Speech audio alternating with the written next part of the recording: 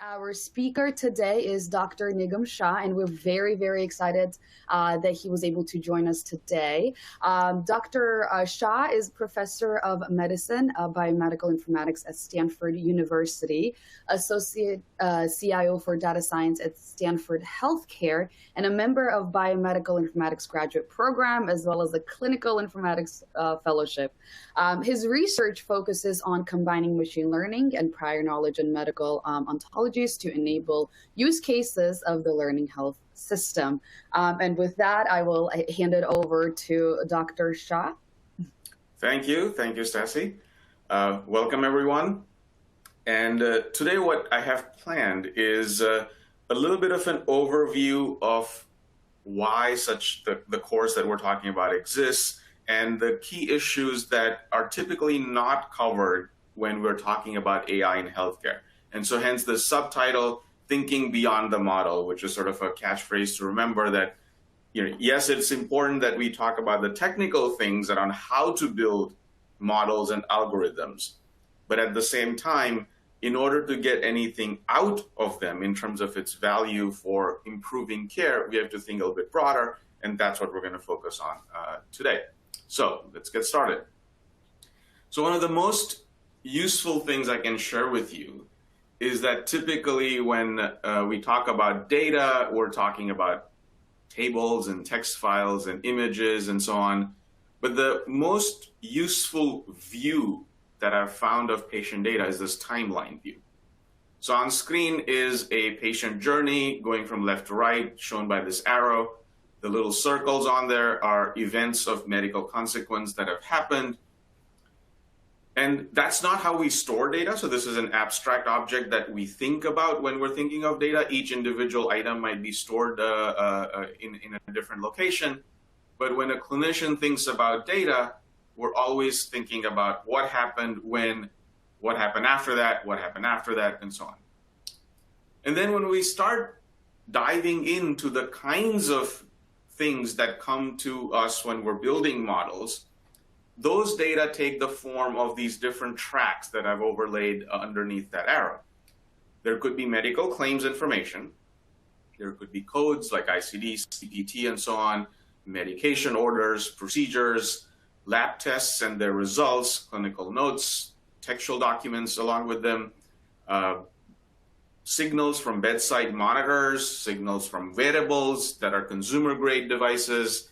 We might have some molecular data, and then as we get more fancy, we might have phone usage and browsing history and social media data and so on.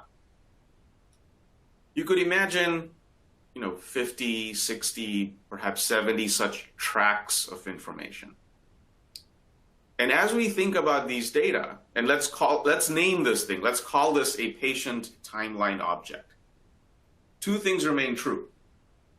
There is nobody who has a complete longitudinal track on a patient for any given modality. And then there's nobody, no entity, not even the patient, not provider insurance, that has all the modalities at any given point in time for the patient. So we're dealing with a very high degree of fragmentation, that these things reside in multiple locations, in multiple data systems. But when we think about them and using those said data for improving healthcare, we have to think about this entire patient timeline object. So then, what do we do when we use these data to provide better care? So let's work with an example. Meet Laura, who's a teenager with systemic lupus erythematosus. She has proteinuria, has pancreatitis, and is positive for this laboratory test of antiphospholipid antibodies in her blood. And the treating physician in this case, and this is a true case, happened on our campus around 2010 timeframe, the treating physician needs to make a decision about whether to use anticoagulation, as in heparin, for such a young individual, because they're worried about the risk of Laura developing blood clots and having a deep vein thrombosis, basically clotting your leg. So what do we do with the data? So we start out with all patients. In those patients, we find those that are pediatric, as in under 18. We find those that have systemic lupus. So that's this thing here. We find those that have antiphospholipid antibodies, those that have proteinuria, and then we overlap all of them to find this little ellipse here. You know, my drawing is bad with the mouse, so it didn't turn out to be exactly an ellipse. That then gives us these set of patients that meet all these criteria, some of whom developed blood clots. These are these red dots that I'm putting on right now. And then there are others that had all of those things and phospholipid antibodies and developed a blood clot. And then what we'd be looking at is this rate of these blood clots in these two sets of patients and trying to ascertain the risk of our patient having that problem. And then if the risk is high enough, we would then use anticoagulation in the form of heparin. So there's two things going on here, actually three things. Thing number one is assessing the risk, which tells us whether to act. In this case, the risk is of having those blood clots. Then there is the threshold, which is kind of implicit, like what is high? Is the risk of 2-fold high or 14-fold high? That's usually left as a judgment call. And then there is the what to do, in which case here it is quite clear that if the risk of the blood clot was high enough, we would have used a blood thinner like heparin or anticoagulation. So those are the three things going on. But from a data standpoint, as we go from these timelines to models, the things that give us these risk estimates, for example, to the decisions, what's happening underneath is we have these multiple timelines, and I'm just showing three of them, which we will then manipulate and convert into a data matrix, sometimes paying attention to time, sometimes ignoring them. So we just have a flat matrix, so to speak, a table. Rows are patients, columns are their characteristics, also called features. On that, we will train some model. And then that model is going to guide the decision of whether to treat. In this case, we're talking about having the risk of a blood clot, or how to treat, in which in this case, we didn't have a question about that. We would have used heparin, but often you need to learn that from the data as well. So that's the journey we're on. And why does this journey matter? Because the majority of the time, and this might be a shock to a lot of you in the audience, is that we're deciding without data. So this is a little bit of an extreme example from pediatrics, which happens to have the least amount of prospectively collected evidence. But in this particular study, when they observed the decisions made over a span of 7.5 days, about 158 decisions per day were made, and 80% of them were deemed by physicians to have no basis in any prior published data. And about 3% of them were based on a specific study that was relevant to the question at hand. That is how bad things are. Now, if you think about it, the decisions that the physician makes are now recorded in electronic data systems, EHRs and others. So the idea would be, why can't we go back to those same data, do this exercise of converting them into a data matrix, building a model to guide our decisions of whether to treat and how to treat. And there's tons of work out there on how to do that. There's lots of classes you can take from engineering, from computer science, on Coursera and what have you, that will teach you how to build a model. Basically, how to go from, say, an image over here to a model that outputs a number, like basically getting you up to this stage. But what next? That's what we're talking about today. So to ensure that healthcare AI is useful, we do have to pay attention to the model and its output, 100%. But in order to get useful, reliable, and fair AI-guided care, what we also need is to pay attention to the policy, meaning at what level of our risk estimate are we going to do something, and what is our capacity to do that thing. Drugs, you can imagine, are in unlimited supply, like statins and heparin and so on. But if we need to do a biopsy or if we need to do an MRI scan or so on, the capacity to do so is limited. And then that puts a hard limit on the number of actions we can take. And then often many things in medicine also come with harms. And so we have to worry about the properties of the intervention itself. Is it going to lead to more harm than benefit? And we always want to make sure there's more benefit than harm, as in the net benefit is positive. And then all of these three things interplay.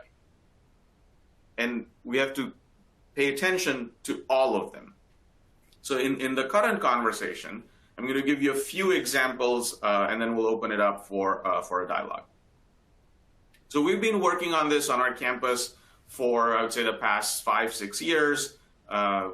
There's multiple faculty members involved in a large collaboration that has led to over 15 or so publications on various aspects of how do we get to useful, reliable, and fair AI-guided care. So let's double-click and go down into one of them. So we're talking about this capacity constraint issue and usefulness. So we built one of these dashboards. It is a real thing. If you go to this particular URL, you will find a dashboard. Don't hit on it too hard. It is still a student prototype. There's two concepts going on here. On the left is a classic plot called the AU auto C, sometimes also called the receiver operator curve, which is its full form. And we're plotting here the true positive rate against the false positive rate for a particular model, an equation that is giving us a risk estimate. And this black line is sort of the quantifying its performance, that how often does the model identify a patient at higher risk to be above a patient at low risk. That's what that thing is telling us. And then there's classic methods from economics that estimate the utility of taking an action at a certain cut point in that. So that would be this red dot right here. And then we can draw this little line, again, very standard math that tells us that what are different points of true positive, false positive rate that would have equal utility. So till then, standard stuff. The thing we're doing new is overlaying this green zone, which is that given our capacity to do something, given the algorithm's output, what part of this plot is feasible or achievable for us? Now, it's really hard to visualize that in this left side plot in its standard rendering. So we came up with this other plot, which is on the right-hand side, where we're just ordering the positive cases left to right, going from those that have very high probability to very low probability. And then on the y-axis, we're just plotting the unit utility that we might be getting by taking a follow-up action on them. And as we march down the list, from the highest risk case to the next, to the next, to the next, and so on, we're just tracking how much cumulative utility we're getting. So it's just a different way of looking at the information on the left-hand side. And this tells us that we're only going down the list about this much, meaning we're capacity constrained, and we would have to go a little bit further all the way till here if we want to reach maximum. And so that gives us a quantification that we might have a very good model, but if we don't have the capacity to follow up on its recommendations and go down this list, we're not going to get any use out of it. And so that's usefulness under capacity constraints. Another big issue that comes up is how do we make sure that these models that are used to guide decisions are fair? So there's two parts to this. Part one is the model or that equation producing a number that is equally good or equally bad for everybody? And that's what we're looking on this plot. So what the model gives is the predicted probability. We have some ground truth. And here the image is a little bit pixelated. But what we're looking at is how close is the model's prediction to ground truth by male, female, black, white. And what we want to make sure is at the decision boundary. So in this case, this is the probability at which we were going to do something. And we want to make sure that for all the classes of interest, all the subgroups of interest, at the decision boundary, the predicted probability matches the true probability. And this is called calibration. Here's the URL for considerations in reliability and fairness audit of a model, or predictive model in this case, for advanced care planning, which is the use case that we've been working on our campus for several years now. So this is part one. Is the model behaving the same way for everybody? Part two is the model might be behaving perfectly, but then it's the humans who take action in response. And there's various humans, various stakeholders in taking the response. So on this plot that looks like a dartboard, the model is here, and then there are patients, there are providers, as in doctors, there's insurance companies, there are patient advocates, there are nurse practitioners, administrators. Everybody has different concerns. And the question then is, how do we evaluate these ethical concerns with applying machine learning to guide advanced care planning? And this is coming out shortly. The point being that if the values of the stakeholders are not aligned, we might have the perfect model, but it is not going to give us equitable care. And it is necessary to do such analysis up front. So that's sort of the two-part message on how do we make sure healthcare AI is fair. And then last, I'll touch on how do we make sure that healthcare AI is reliable. Now that also has two parts. Sometimes it manifests as explainability or transparency or interpretability. I mean, those are the different words that are being used. I break this down into three categories. So there's this notion of the engineering interpretability, in the sense that what is the mechanics of how a model produced the output, like the underlying mathematical formulation, and what are the weights being transmitted, and what are the features or the data elements the model is relying on. That's the engineering interpretation of interpretability, And knowing that gives us some information to decide, is this model reliable? But then there's two other aspects to it. There's the causal nature of interpretability, in the sense that why did a certain input produce the output? So I'll give an example. You can have a model, an algorithm that you train on patient information, which can come up with a silly sounding conclusion that says those men who have white hair or are bald have a high risk of a heart attack. Now, it's a true association. From an engineering standpoint, I can even explain the weights behind that particular observation. But from a causal sense, white hair have very little to do with getting a heart attack, and it's just a confounded finding. Just happens that older age, you tend to have white hair, or you might be bald, and at that point, your risk of heart attack is higher.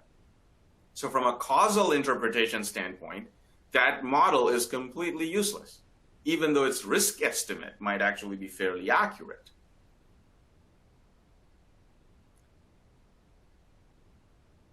In another situation, we have this thing called the pooled cohort equation that looks at blood pressure, cholesterol, diabetes, and so on, in order to produce the estimate of having a heart attack. In that case, the interpretation of that is causally valid. And then the third thing is, often a clinician would ask for interpretability in order to make the decision that, can I trust this particular AI, this algorithm, or this model? And so it's a surrogate for trust. Now, trust can be established by other means. If we look at the 4,900 or so FDA-approved drugs, a lot of them, we don't have the faintest idea how they work. But we have established that they do work by performing a prospective randomized controlled trial.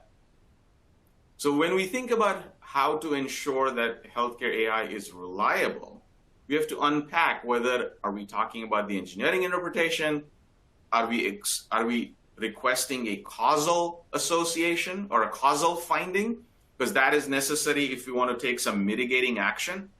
In the example we're using, painting somebody's hair black is not going to change their heart attack risk, but lowering their cholesterol certainly will. And so in that case, it does matter, what is the causal mechanism?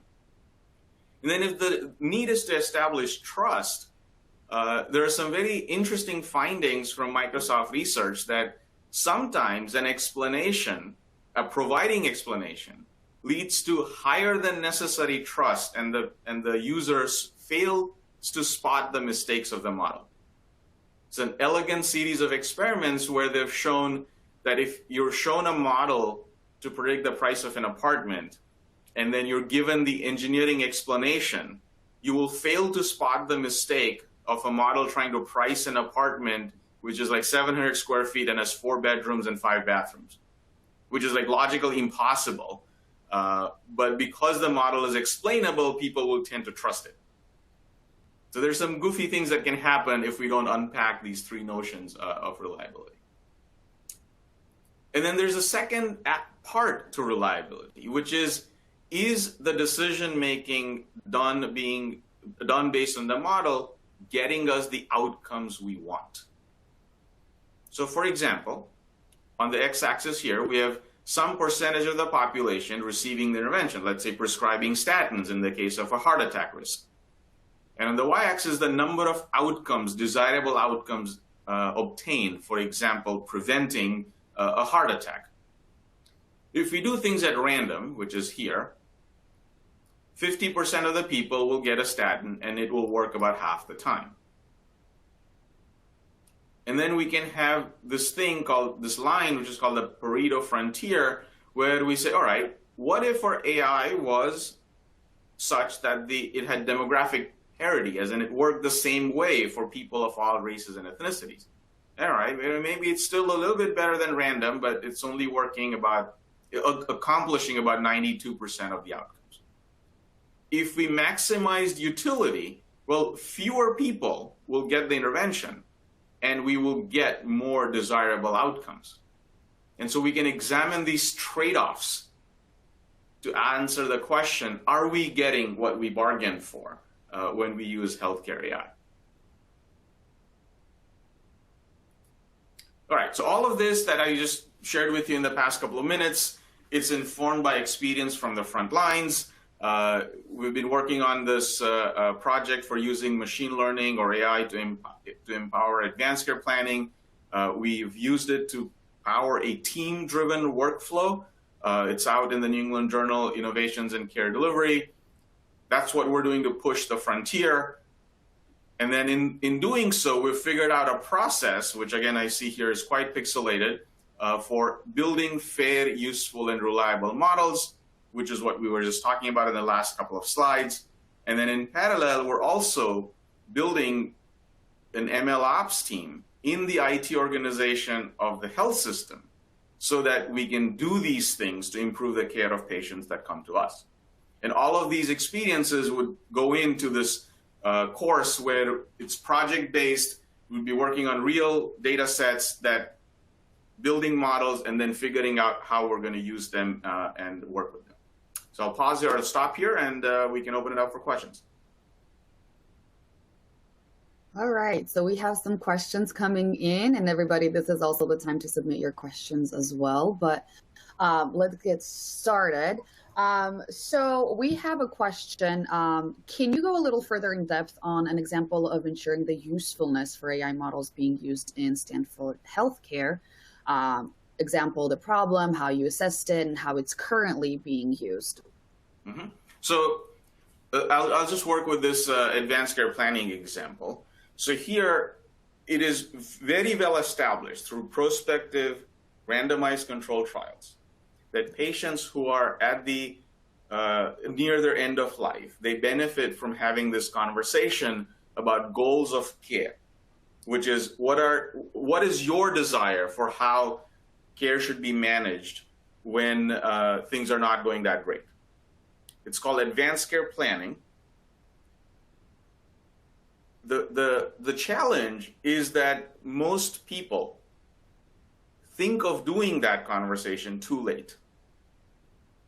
So ideally, this conversation should happen about a year in advance. But it's very hard to identify who's going to die in 1 year. And so before our project began, the majority of these conversations were triggered in the last 30 days of somebody's passing. It's too late. And our estimates, and again, these are research estimates from other studies, are there about 7 to 8% of people in a hospital would be truly benefiting from this advanced care planning conversation. We just don't know who they are. And so we built an algorithm to flag patients, which based on historical data, their care pattern looks like they're at high risk of dying in the next 3 to 12 months. We don't show that probability to anybody because the probability is a predicted estimate. But what we use that to do is those that are at high risk get put on a list that is flagged to the clinician that they should undergo this conversation about advanced care planning. So there's a special team that does this. Now that team's capacity was limited. They could do, say, maybe 5 a day, and we have 100 patients that get admitted every day, and on any given day, maybe there's 20, maybe there's 15 that need to have this conversation. So that's where this collaborative team comes in, that we trained multiple people, the nurse practitioners, the residents, the medical students, the social care worker, to be comfortable initiating this conversation. And as a result, we're now increasing the rate at which the eligible patients have this advanced care planning done and the goals of care documented, so that when things are getting exciting, like in the movies where things are happening in the ICU and the patient is not in a position to say something, their true wishes are honored and the care provided is concordant with their goals. And then we track the rate at which the advanced care planning and goals of care are being set up, and we're hovering. We used to be at very low levels, single digits, just with everybody else, so to speak, and now we're consistently hovering at 15% follow-through rates, as in the top part of the list always gets followed up with and a conversation happens.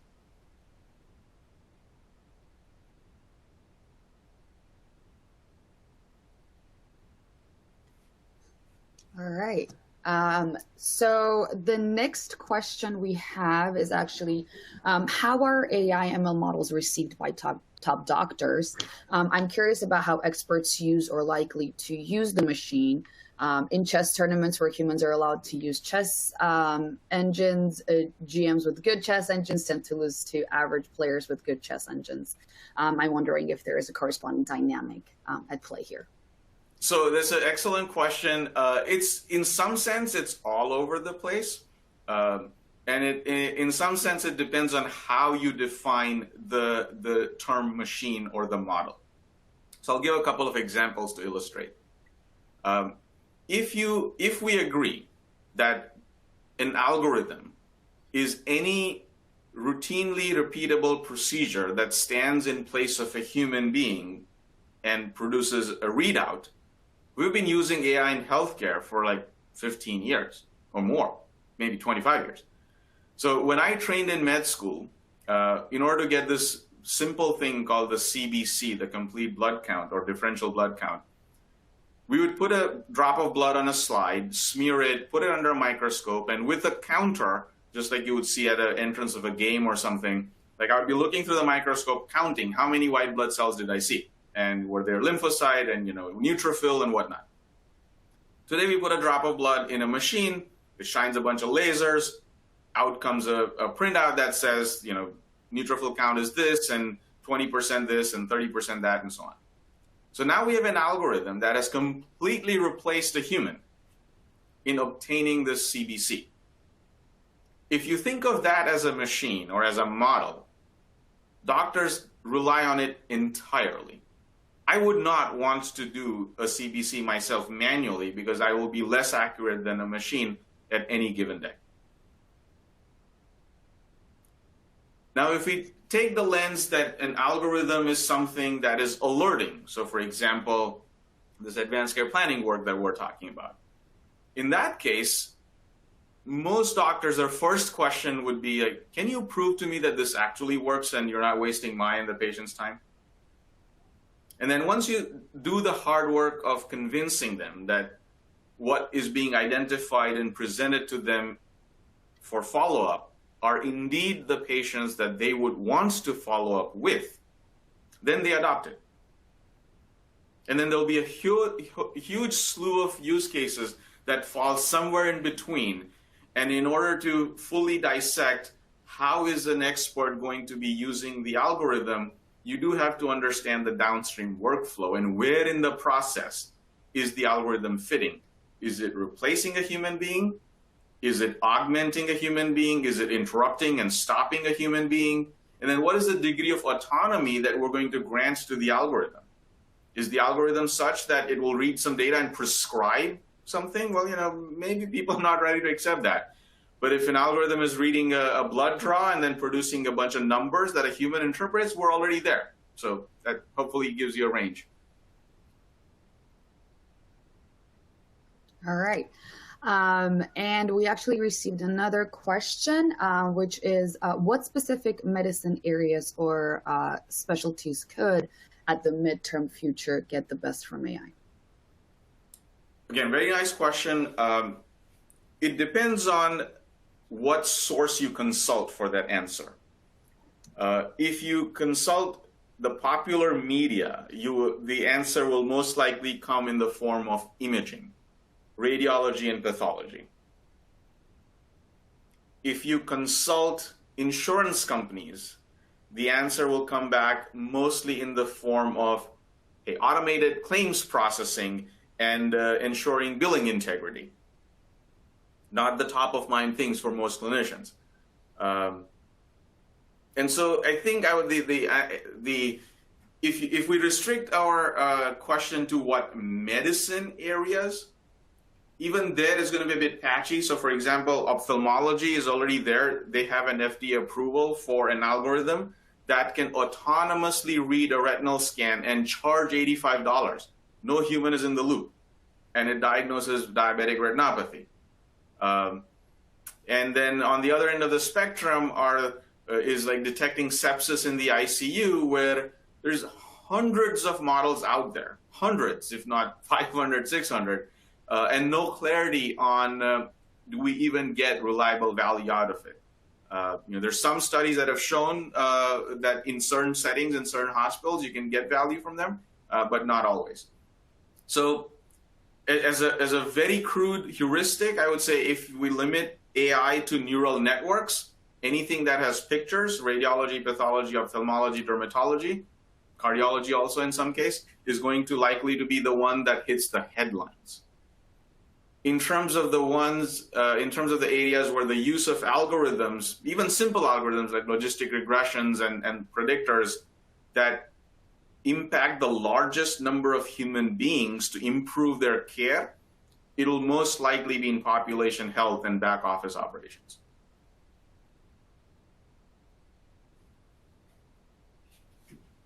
All right, thank you so much.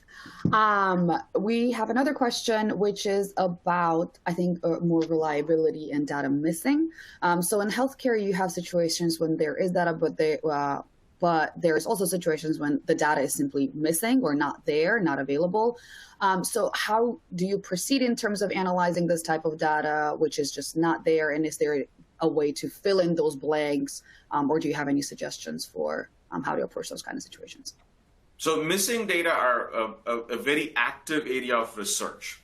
And as a heuristic, on a webinar where we're looking for a high-level true answer, I can't go into an in-depth analysis of missing data.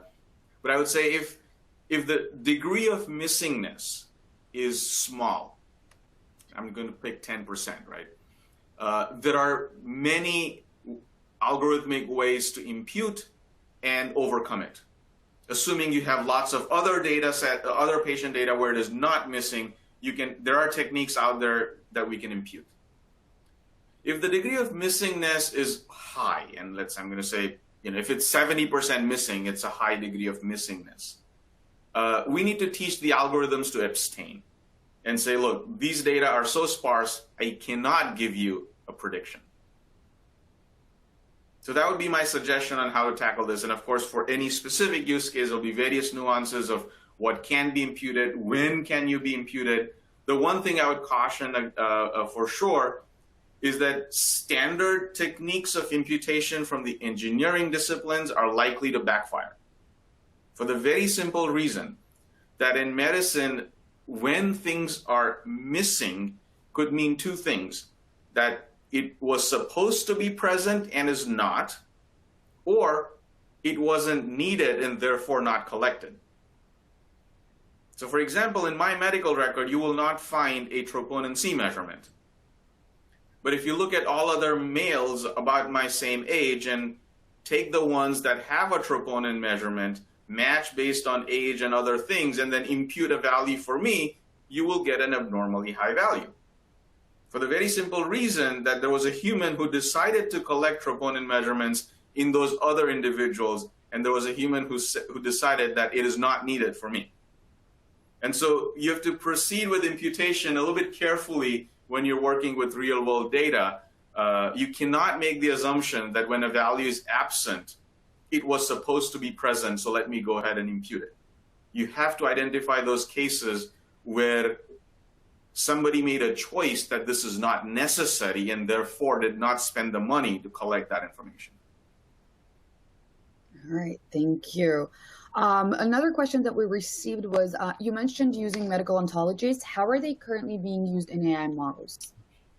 Excellent question. So they're usually used behind the scenes. So when you have data, we were talking about that patient timeline, and they come from, say, multiple sources, and some of them might be coding in ICD-9 and others are ICD-10. So when you have to do those translations, you might have drugs that are sometimes coded in like NDI, sometimes in RX norm. So doing all of those translations and mappings from one data set to another is where the ontologies are used most commonly. And then as we go into the building of classifiers, they're also used to collapse the feature space so that, for example, you can feed in a drug knowledge graph and collapse all antihypertensives into one column in your data matrix. So those would be the two broad places where they're used: to clean up the data and translate between various vernaculars of the same thing. And then when you're processing the data, you have too sparse of a data structure, you can make it dense by using the graph structure of an ontology. All right, thank you. And another question is, what percentage do you think could be potential generalization of the models at all the world patient level? So that's a very interesting question, and I have a very non-standard take on it. I see no reason for a readmissions model that works at Stanford in Palo Alto to also work in Mumbai, in India. Like, expecting that generalization, like, what is the scientific basis by which we require such generalization? So what happens there typically is we overlay the thinking that comes from the science of medicine onto these operational work where that expectation is just unfounded. So for example, if I'm building a predictor for heart attacks based on physiological inputs, cholesterol, blood pressure, what's my blood glucose and smoking status and so on, I 100% expect it to work between here and India. But if I'm building a readmissions predictor that is dependent on how insurance works and what are the social determinants of health and income levels and housing and transportation access, why would I even have the expectation that my model should generalize to Mumbai?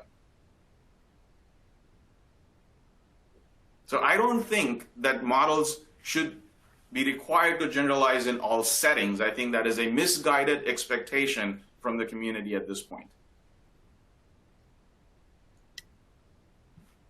All right, great. And then another question is, which from the healthcare space must be the person in charge to lead the deployment of AI in healthcare institutions? So that depends on the anatomy of the healthcare institution. Um, the way to think of it is that what is the minimum set of stakeholders? And then at the minimum, you want the person who is going to be affected by the model's output, as in the recipient of the prediction, the person who is collecting the data that is going to be fed into the model, and the model builder. Like these three stakeholders are the absolute minimum. And then if you expand the circle a little bit, you would want who is the decision going to impact? So the patients, the providers, perhaps your finance people, and then the people who are tasked with filling the data asset. Because you might have the analyst who's extracting the data for you, but if you start depending on a certain data stream, you definitely want to have dialogue with the people who are filling that data stream or collecting the data stream, so you can understand all the nuances that go into it. So I would start with 3 as the bare minimum and then expand as your organizational anatomy requires. All right, thank you. And is there a field or subject that AI and healthcare cannot or should not be applied to? I don't think we can make any blanket claim like that in terms of a subject area or a field. I would say we should be looking for situations where it would be unethical or technically impractical to apply algorithm-guided decision-making. And those vary case by case. So we had this one slide on how do we make sure AI is fair. There was that dartboard kind of map, which is a stakeholder analysis. Like that readout would tell you that there's so much value mismatch in what people want from these things that in this particular situation that we shouldn't do it. Like that's the way to ask instead of a blanket statement that never use it for mental health or something like that. All right, great. And what are the best practices to assess transferability of algorithms to different settings? So transferability is in my mind another word for generalizability. And I would say, why would you want to transfer a readmissions model from Stanford to Mumbai? So I think the most important best practice is to ask the question, is transferability even a valid expectation? And we have some research out there that shows that instead of expecting to transfer the algorithm, we should work to transfer the process of learning that algorithm to another setting. So share recipes instead of the final dish. All right, great. And also another question, and I think we're coming to an end to our questions. So if anyone has any more questions, this is the time to submit them now. We do have a little bit of time and might be able to cover them all. But another question is, when thinking about collecting data, especially in healthcare, it feels a little messy since there are so many types of potential data that you can collect and analyze. How do you suggest approaching the different types of available data and kind of getting the most results out of it, including potential handwritten or doctored notes as well? So, I mean, there's 2 ways to answer this. I will answer it in the practical way. Like once you've analyzed this use case in terms of can a model and a model-guided decision-making be useful in a certain setting, the first thing I would try is to use the data that are easily, cheaply, and consistently available to see if they're sufficient for getting a good enough model to have the impact you desire. It's a very practical way to think about it, instead of asking the question, in order to build the best model, what is the universe of data I need to collect, and then find yourself in a situation where 5 or 10 of those data elements are such that are truly expensive to collect. I would ask the question, given what you have at your disposal, what is the best model you can build that accomplishes the goal at hand? So flip it on its head when you're trying to assess data adequacy. Right. Thank you so much. And also thank you everyone for submitting wonderful questions. We have more questions coming your way, Dr. Shah. So what level do you think the low interpretability would allow the development of AI in healthcare? So, I have blogs out there, tinyurl.com/do-not-explain, which gives you a hint as to what my position is on this. And it, of course, unpacks all of these things about causal and engineering and trust inducing. I think if we rush to adopt AI without establishing trust, then this lack of interpretability will backfire, for sure. I think establishing trust, establishing fairness, and establishing usefulness, I think, are way more important than interpretability. And interpretability is a crutch to get to those things, and there are other direct ways to get to fairness, usefulness, and reliability, and that's what I would suggest focusing on. Thank you. And I think this is also a question that came in, which is a very interesting question too. Have there been any examples of using AI or machine learning during the COVID-19 pandemic? And if so, how has it played a part in treating patients and impacting public health? So I would say in the COVID pandemic, AI has been a complete and utter letdown. I mean, I'm not going to mince words on that. There are studies, systematic reviews from a group in the UK. It's in the BMJ journal. Unfortunately, I forget the authors. Dr. Moon, M-O-N, is one of the authors, but there's like 15, 20 co-authors, where they have an ongoing systematic review of all of the different models that people have built to help the pandemic or medical decision-making during the pandemic. And most of them are such seriously flawed that I'm glad they were never implemented.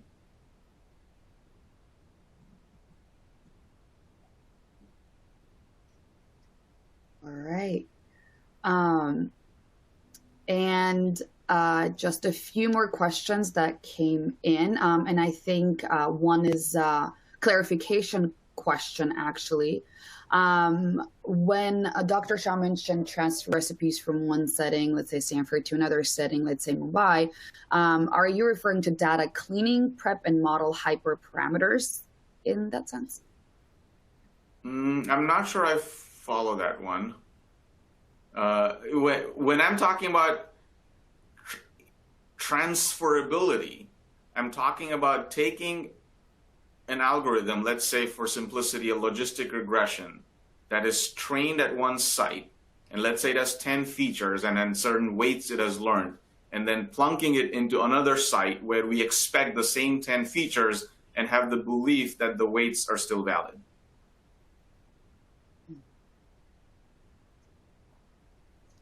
All right, great. And I think also in terms of the previous question, what level do you think the low, there's a clarification, they were not referring to interpretability, they were referring to interoperability.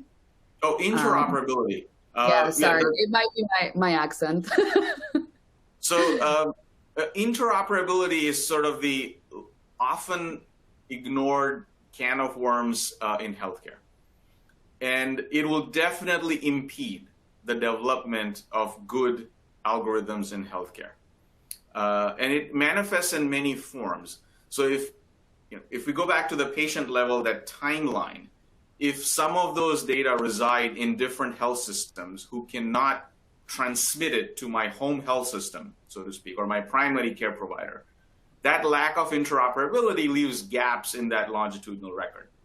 And so then it increases the level of missingness, which makes it harder to learn good models. And so interoperability, if we don't solve for that, we will be limiting ourselves to only building those models that can be built from the local data at hand. And I don't have a good estimate, but we'll definitely not be realizing the full potential of AI in healthcare. Easily less than 50% is what we will be within reach if we don't solve for interpretability or interoperability. All right, great. Thank you so much. And I think with that, we can get ready to wrap up. So any kind of final remarks, Dr. Shah, or things to keep in mind for our audiences from your end? Say that again? Do you have any final remarks or things that our learners should, or participants in the session should keep in mind after this webinar?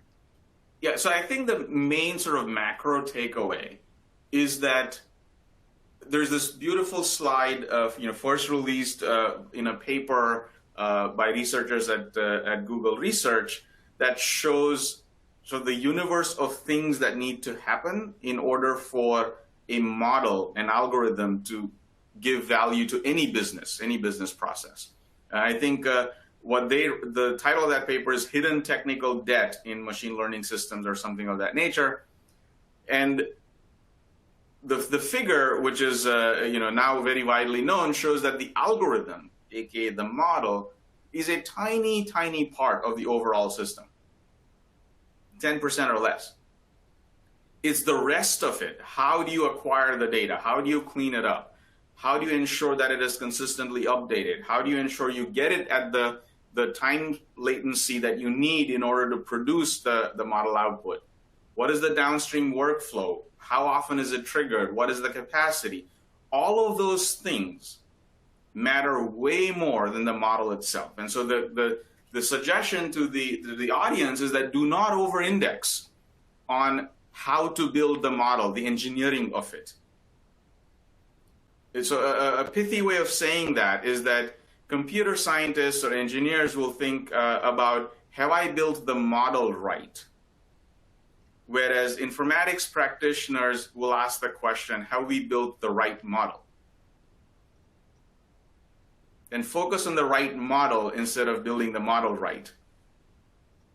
Look outside in all of the different parts of the workflow in which the model is one cog of that massive Rube Goldberg machine, and see the implications on everything else. And that is going to be a stronger determinant of the usefulness and acceptability of your AI than anything else.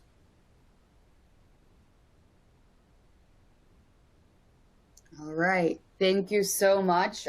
So thank you, Dr. Shah, for joining us today and hosting the webinar. And of course, thank you everybody for joining and being with us and for all the wonderful questions that came in. I want to just quick reminders for the end.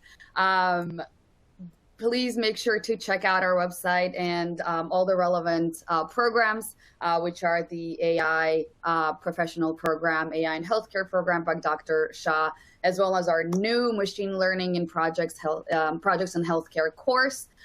Check those out, apply, enroll, and we hope to see you in some of our courses and future webinars as well. Thank you so much, everybody, once again. And this is not a goodbye, and this is a see you later, hopefully. Thank you.